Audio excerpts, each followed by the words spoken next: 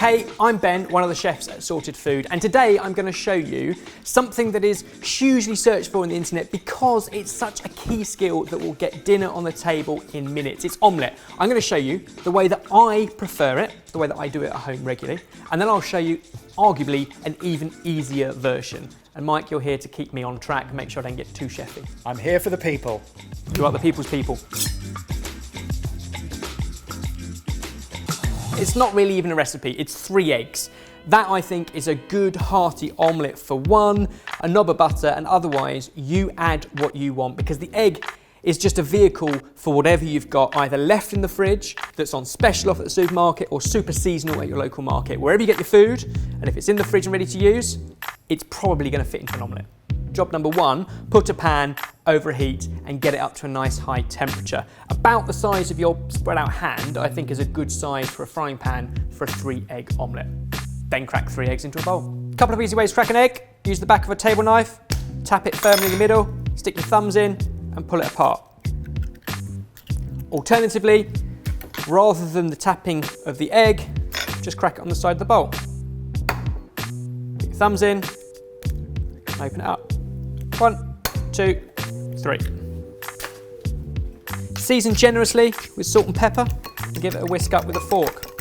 Now this is where an omelette might divide people. Personally, I prefer a really hot pan and some colour on the outside of the omelette.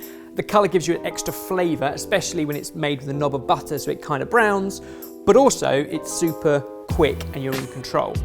For that, you do want to get a bit of air into your eggs, so I always whisk over and you can see you're kind of just whipping a little bit of air in there. Gives you a light, fluffy, pillowy omelette. And then for the flavours, whatever you're going to put into your omelette, get them ready now because the cooking takes no time at all. So today, spinach, which I literally just wilted by boiling a kettle and pouring it over, fresh spinach, and then squeezing out the liquid. Diced up tomato, so you get rid of the wet bit, and a chunk of cheddar that I've got left in the fridge, which will grate straight in the pan. But you do you. You can put whatever you like in this. Some chopped up ham, a little bit of smoked fish, like smoked haddock is really nice, whatever cheeses you've got, some fresh herbs, some chives, mix it up. But whatever you put in should already be cooked because you're going to cook the whole omelette literally in probably 90 seconds. So, hot pan, ready to go. You've got your grater for your cheese, you've got your plate you're going to serve it on, and you've got some form of spatula to get underneath it that is not going to melt in your pan. First up, a knob of butter. As it hits the pan, it's going to foam up, it's going to start to turn that nutty brown if the pan is hot enough. Cover the base of the pan, then put your eggs in. They're already seasoned. What you're going to do is draw the egg mixture from the side to the middle and then fill in the gaps. From the side to the middle and fill in the gaps. And just keep doing that. What you get, you do it from different sides if you like, is this kind of wonderful folded omelette. Fluffy and light on the inside because you're folding layers into it. I like to go cheese in first because that's then going to melt with the heat of the pan, that's closest to the heat of the pan. Some spinach. The challenge is not to be too generous, as tempting as it is. You want to be able to fold this. Some fresh tomato, some fresh basil off the windowsill. Happens in real time. Now you can see it starts to peel itself away from the bottom of the pan. So get underneath and fold over into thirds, like so. And then the final third happens quite literally as you place it onto the plate. Omelette. Calm, controlled, but within about 90 seconds. Genuinely, I do an omelette probably once a week at home because it's so easy. If even the thought of spinach is too much, a handful of rocket, fresh herbs are going to do a great job too. Not everyone likes the colour on their omelette, in which case lower and slower before you fold. If you're even worried about the folding, although I promise you, do it 2 or 3 times, you'll get the hang of it. Then I'll show you an even easier method now. For this easy no-fold omelette, some might even call it a frittata, for one, then all you need to do is preheat your pan, but much lower this time, and switch on a grill, nice and high. And then crack 3 eggs into a bowl. I dare you. You just practiced. Yeah.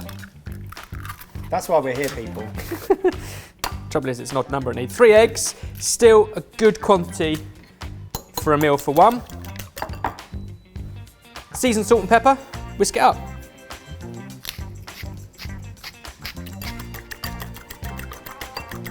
For fear of sounding like a stuck record, you can put whatever you like on top of this. For this really easy method, frozen peas that I've literally just run under warm water to defrost them, some diced pancetta that I've cooked, you could use smoked ham, you could use smoked chorizo, you do you, and parmesan.